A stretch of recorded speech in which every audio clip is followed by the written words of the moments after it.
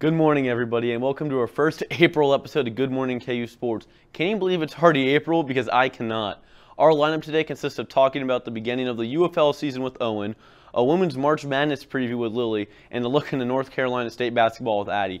But that's not it. We've got a Final Four preview roundtable with Ryan and Mr. Pick'em himself, Eli, as well as Emmett. We've then got our first ever live shot with Cole, who will be reporting from the booth, as well as an MLB opening week preview followed with Prescott, followed up by the top 5 MLB bloopers of opening week from Katie. Last but not least, we've got Sam to provide us a rundown on what the weather will be looking like in our neck of the woods. Without further ado, let's get this show on the road.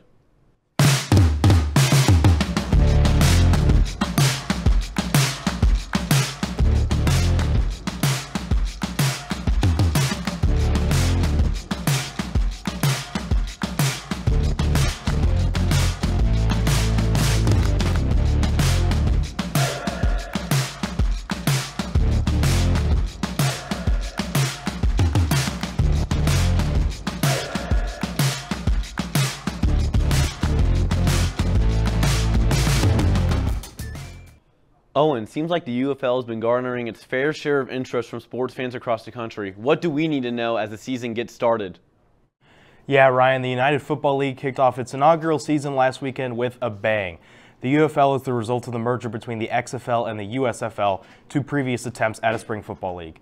Viewership was pretty solid, averaging just over 1 million viewers for the 4 Week 1 games.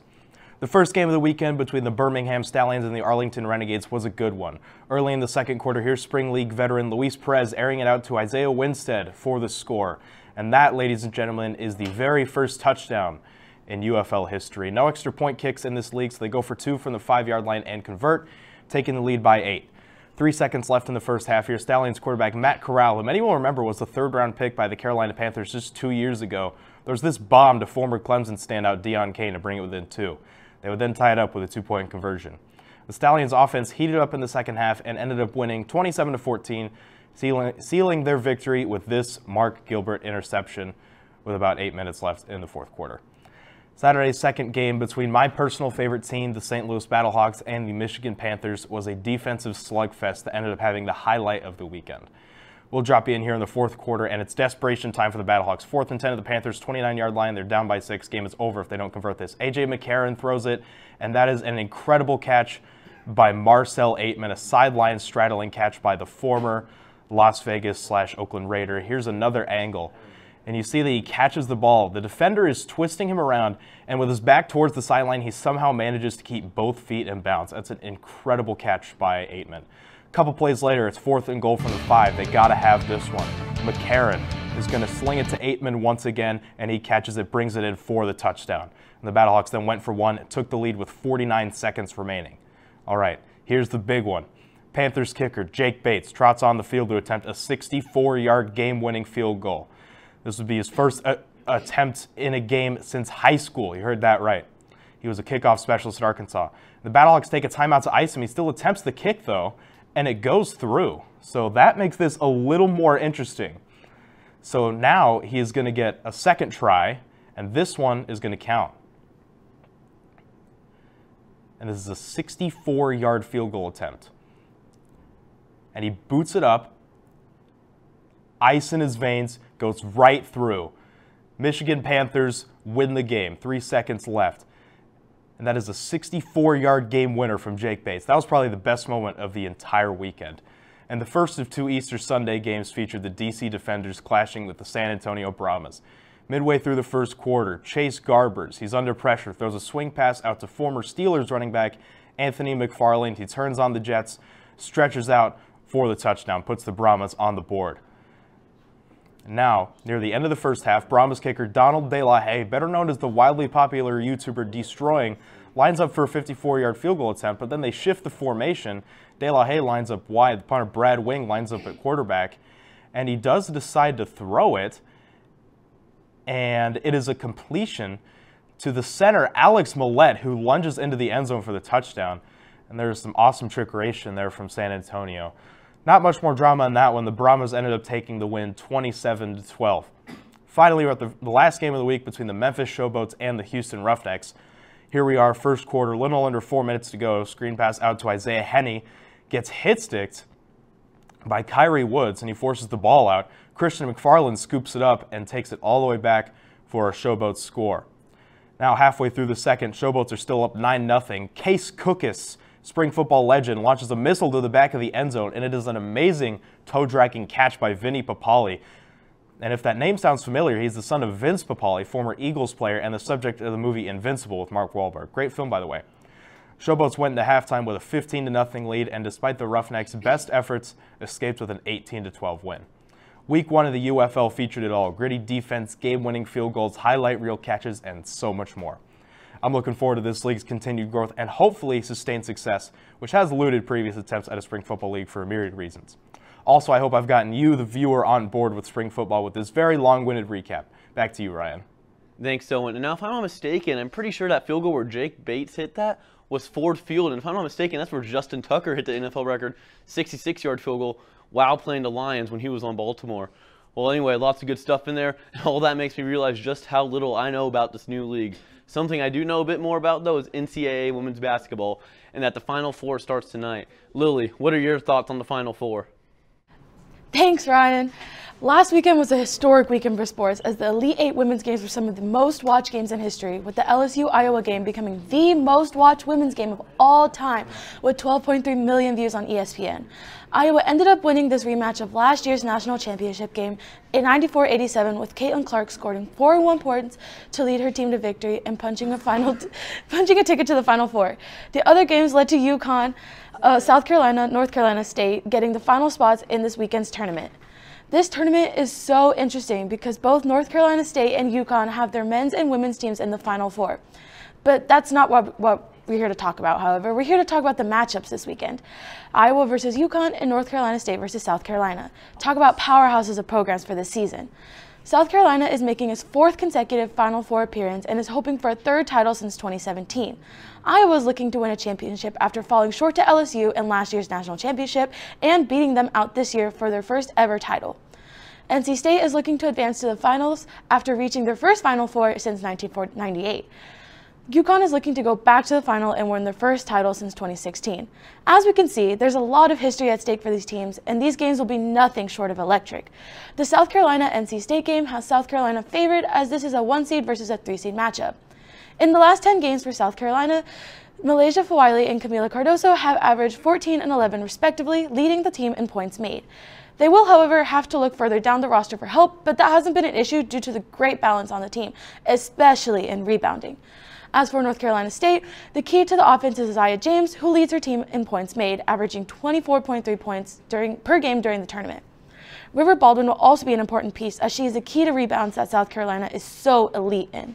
South Carolina State beat 1-seed Texas and Portland, so we can't count the odds of them beating another 1-seed out. As of right now, South Carolina is the favorite to win the national championship, followed by Iowa, UConn, and then North Carolina State. As for the Iowa-UConn game, there will be a clash of the most known college basketball players with Caitlin Clark and Paige Bueckers.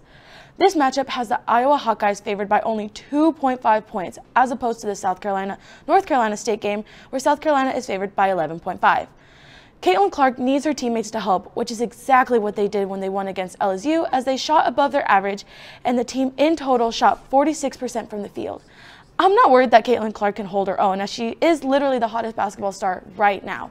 As for UConn, Bueckers has scored above 24 every game of the tournament and has Aaliyah Edwards right there next to her with elite scoring as well. They do, however, have an issue with depth, so it's going to be a test of endurance, as this game will be a great one to watch. Don't forget to watch these exciting games tonight, with Game 1, South Carolina versus North Carolina State at 7:30 Eastern Time, and Game 2, UConn versus Iowa at 9 Eastern Time on ESPN. Thanks, Lily. The Gamecocks are rolling, and we'll see if anybody can stop them. One of those teams in the women's Final Four, NC State, as you mentioned, just so happens to have their men's team in the men's Final Four as well. Addie, just how spectacular is that run for the men's team? It's pretty amazing, Ryan. As the men's Final Four is set to take place tomorrow, the spotlight has been on number 11 seed NC State as they try and complete their historic run with a trip to the national championship. Year after year, countless fans play the guessing game of which team could have that Cinderella run. This year, it was the NC State Wolfpack who shocked the basketball world. Let's take a look at how they got here. NC State went from finishing 10th in the ACC to a team that simply looked unstoppable in the tournament. After finishing 9-11 in conference play, the Wolfpack needed a magical ACC tournament performance in hopes to still make the big dance. They started the ACC tournament rolling past Louisville and then Syracuse, who they had lost to twice in conference play. They then beat number 2 seeded Duke to advance to the semifinals. In the semifinals, the team was slated to play Virginia, who was seeded 3rd. With multiple lead changes throughout the game and an intense second half, this was the moment that ultimately kept NC State's hopes alive to make the college basketball playoffs. And he missed it. 4 seconds. O'Connell gets it off. And Michael O'Connell banks in a prayer to send this game to overtime. A missed free throw by Virginia's Isaac Neely opened the door for graduate student Michael O'Connell to take the shot of his life.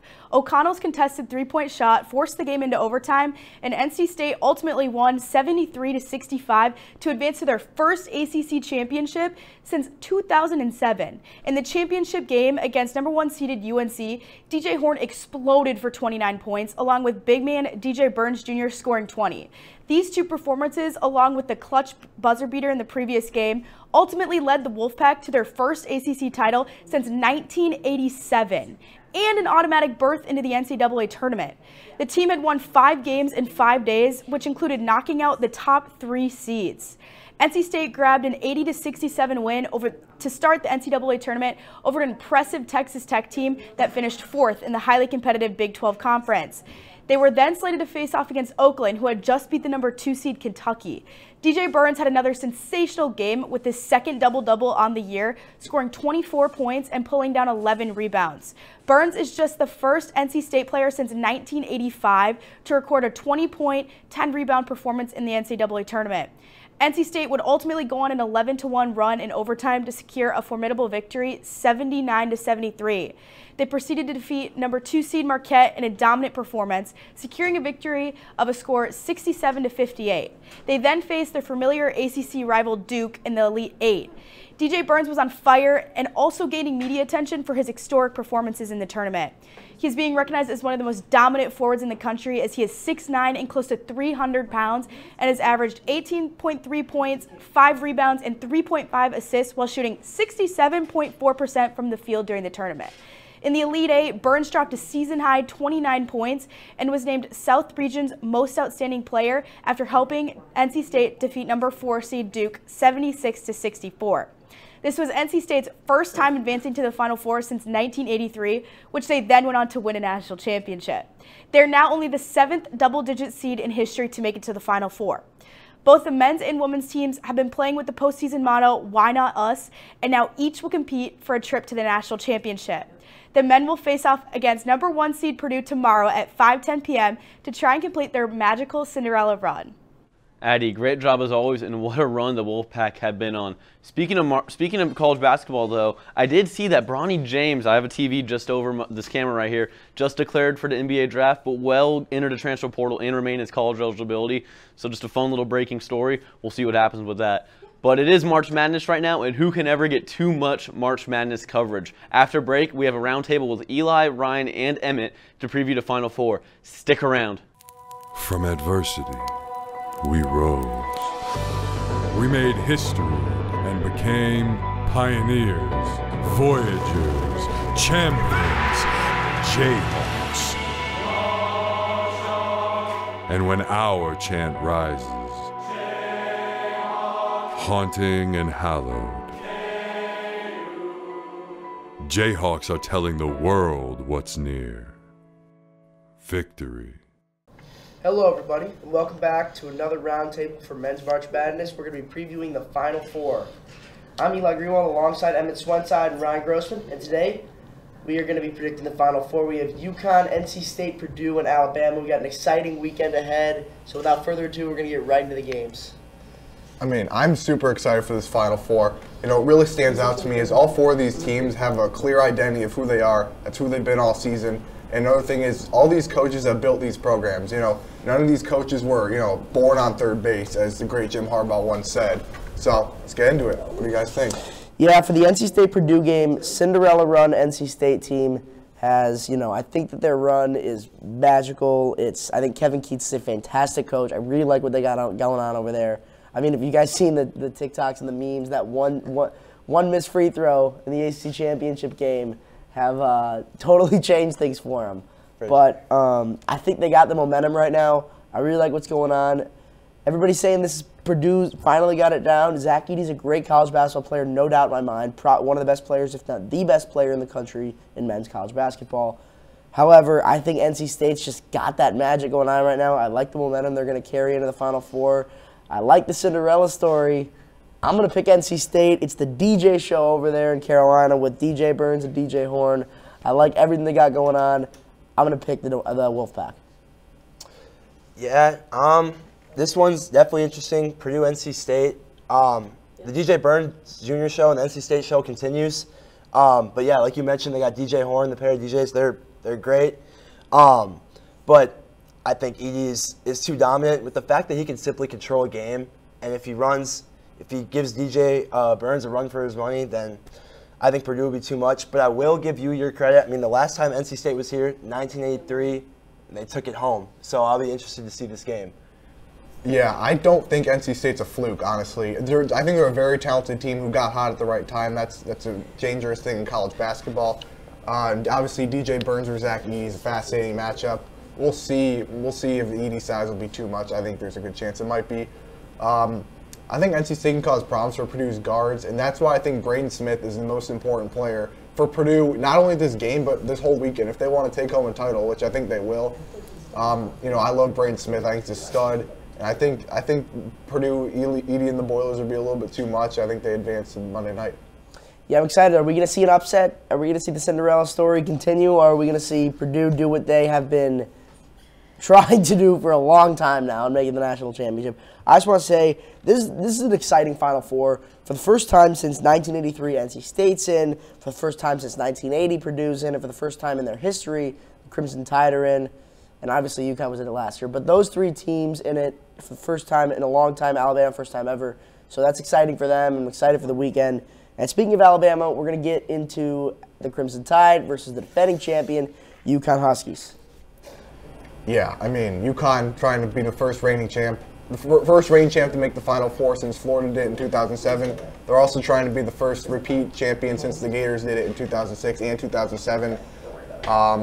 They've won 10 straight NCAA tournament games by double figures, which is just insane.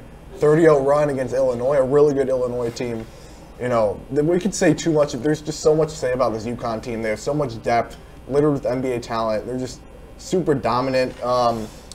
They can beat you in so many ways. I mean, yeah, it's just. What do you think? Yeah, I think they're going back to back. I mean, I'll give Alabama credit. I love the run, first time ever, awesome.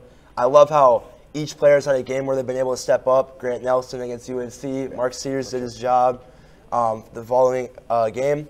But UConn is too much. They have so many weapons. They can beat you in so many ways. You saw it firsthand against San Diego State. First half, team went a little cold.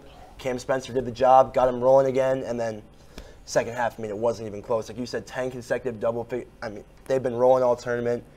I think they're going back to back. They're going to be too much for Alabama. Yeah, I think UConn's going to roll, if I'm being honest with you guys. I agree. I mean, I think that, it's great. Alabama had a great run, right? I mean, I thought they were going to lose in the Charleston game. If I'm being honest, in my bracket, I had them losing the first round. So did I. But, so they've had a great run. Credit to where credit is due to the Crimson Tide. But I absolutely love this UConn team. I mean, I think that, like Dan Hurley is one of the best coaches in college basketball. He built this program. I expect them to go back to not only win against Alabama, I expect them to win the national championship this year and go back to back. As Ryan said, the last time a repeating champion or a defending champion went to the Final Four, it was the Swamp Kings in 2007 with the Florida Gators, and they ended up winning back to back. So I like the Huskies. I'm really excited for this game. I think that honestly, the Huskies are absolutely going to roll them, but I'm just excited to see how the Huskies, assuming they can get it done against the Tide, how they can carry their momentum going into the national championship game. Yeah. I mean, well, Dan Hurley called it too. I don't know if you saw a clip. There's a press conference said, you better hop on board now because we're coming. Yeah. And he's living it right now. Yeah. He stood on business for sure. Absolutely. I am really excited for this weekend. If you're betting, if you're a bettor, take your bets to the bank. everybody's going to be hammering UConn money line. But I'm really excited for this weekend. Final Four, how can you not be? So that's all we have for our thoughts on the men's Final Four. All of these games will be tomorrow night. Thanks for joining us, and after a short break, Cole will be live at Memorial Stadium to update us on the construction of the football field.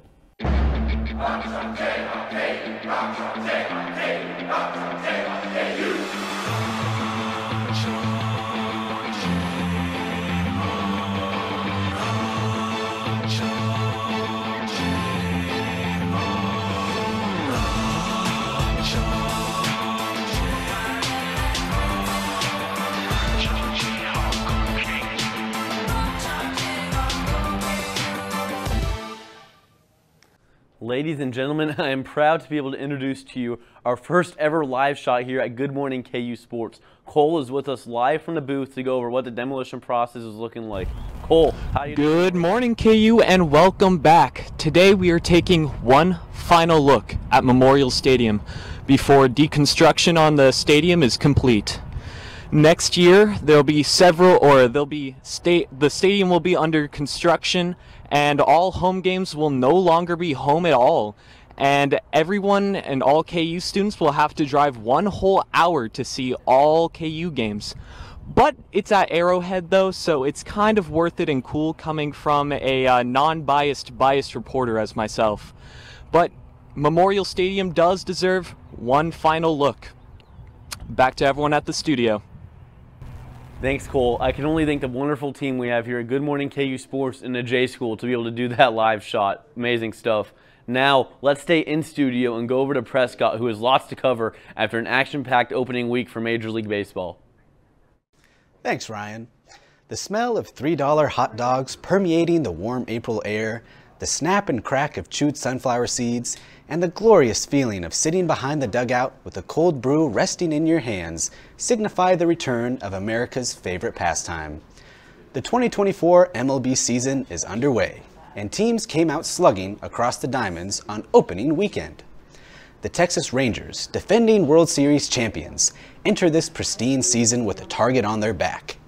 After conquering the Arizona Diamondbacks in 5 games in last year's pennant for their first World Series trophy, the Texas natives are striving to repeat. They begin the season on a strong foot with a 4-3 walk-off win against the Cubs, thanks to a 2-out, bases-loaded single by catcher Jonah Heim. The team they'll be competing with in the American League West are no strangers to October, and it'll be exciting to witness the battle between the two talented Texan teams. Two teams who bolstered their lineups with wallet-getting trades are gearing up for World Series or bust seasons. The Los Angeles Dodgers and New York Yankees, two of baseball's storied franchises, bolstered their ball clubs with myriad new faces. The Dodgers spent over $1 billion, yes, that's right, $1 billion during the offseason.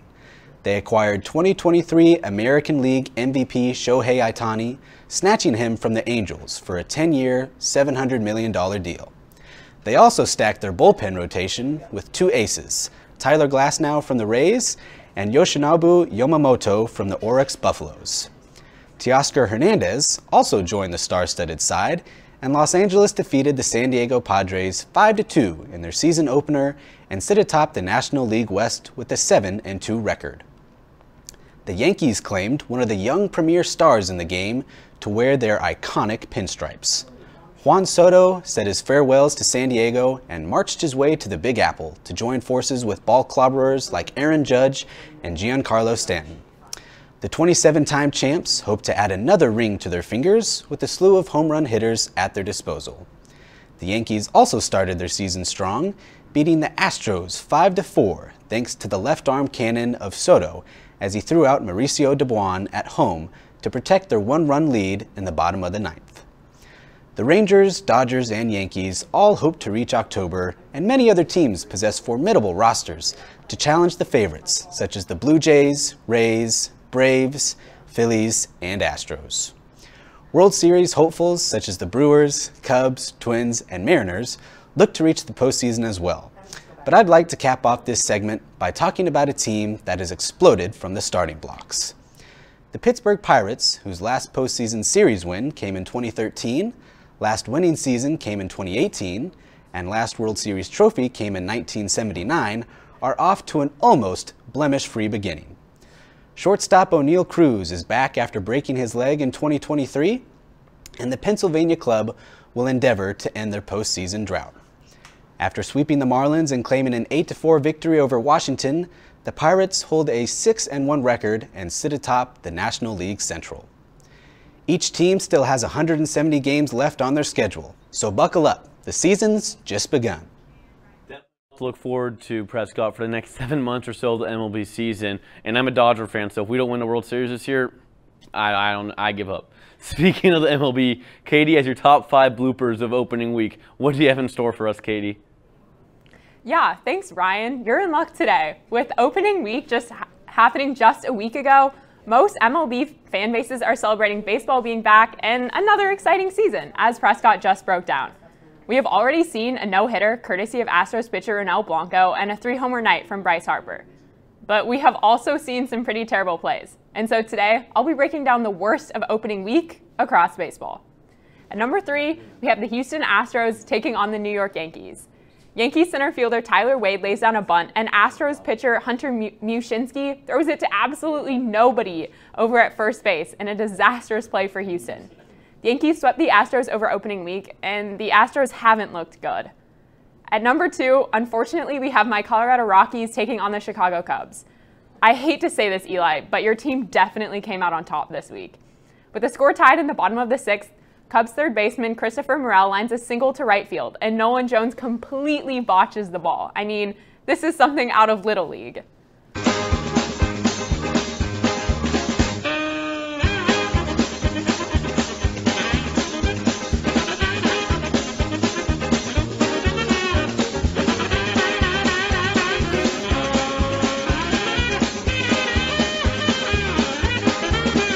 Man, that is such a tough play to watch. But lastly, at number 1, we have the Miami Marlins, who's opened up the MLB season at 0-7. This is just one of many tough breaks for the Marlins, as star center fielder Jazz Chisholm drops this ball on the track on Wednesday, and the Marlins remain one of 2 teams in baseball without a win. For an honorable mention of worst MLB week, let's go back to the Rockies. The Rockies have had a disastrous opening week, starting on opening day. The Rockies gave up 13 runs during the 3rd inning of opening day in Arizona, and as sad as this was to see, at this point, nothing surprises me as a Rockies fan. I just didn't expect it to be this bad after one game. And it hasn't been just one bad game either. The Rockies are 1-6 with a negative 34 run differential through 7 games. Yikes. That's all for me on the worst plays and teams of opening week. Back to you, Ryan. Thanks, Katie. Lots of kinks to work out for these teams, but luckily we're only a week into the season. There's still a lot of baseball to happen. After break, Sam has the weather, and I've heard next week should be a pretty good week.